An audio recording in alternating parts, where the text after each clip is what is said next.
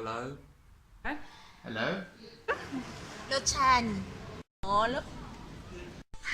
Saubona Thobela. Nda. Dumelang. Monane? Aheng, le kae? Aye. Hello, today we will be talking about the importance of being aware of the linguistic diversity in your classroom and how it should influence your thinking as a teacher. In South Africa, we have 11 official languages. Languages and cultures go hand in hand. Languages show us the different ways in which certain cultures see and interact with the world. It is important to know as much as possible of your students' cultural and linguistic background because it has an influence on aspects that will interrupt their learning. Margie Owen-Smith said in her article titled "The Language Challenge in the Classroom, a serious shift in thinking and action is needed." She stated that any child who cannot use their home language in the classroom is at a disadvantage that will most likely not perform to the best of their ability. In South Africa, we are most likely to have one teacher for 35 or more students in an average primary school classroom. It is almost a given that you have at least one child in your classroom that is not learning in their first language. It is important for you as a teacher to be aware of those children in your classroom. They will not only need more assistance with work, but also have core values, perceptions and behaviors in the classroom that will require you to adjust your teaching style in order to help them to do the best in their ability.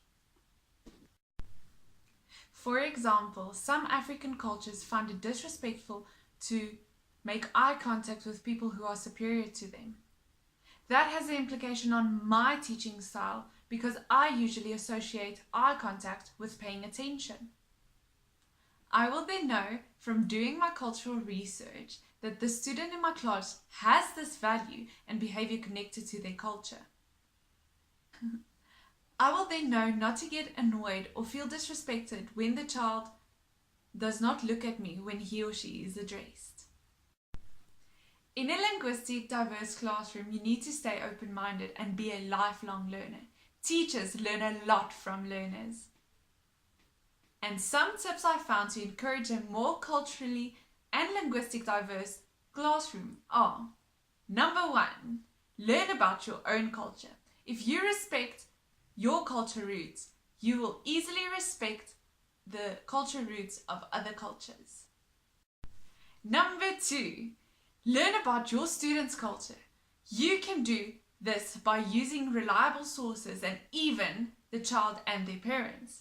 Learn about how it can influence their values, perceptions, behavior, and learning in the classroom. Number 3, understand the students' linguistic traits. Know which students aren't learning in their home language and how second language learning affects their development of literacy. Number 4, adjust your teaching style. Let the learner's diversity in culture and languages inform your teaching style. Have a caring attitude towards diversity and create a safe and accepting environment and atmosphere for all the learners in your classroom. Number 5, try to incorporate multicultural literature into your classroom.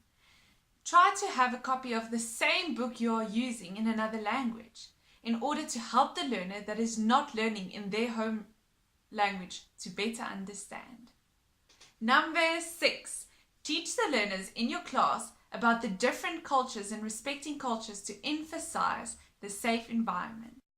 I hope that you understand the importance of being aware of the linguistic diversity in the classroom. Furthermore, now understand that it should influence your thinking as a person and teacher in preparing for lessons and communicating to culturally diverse people.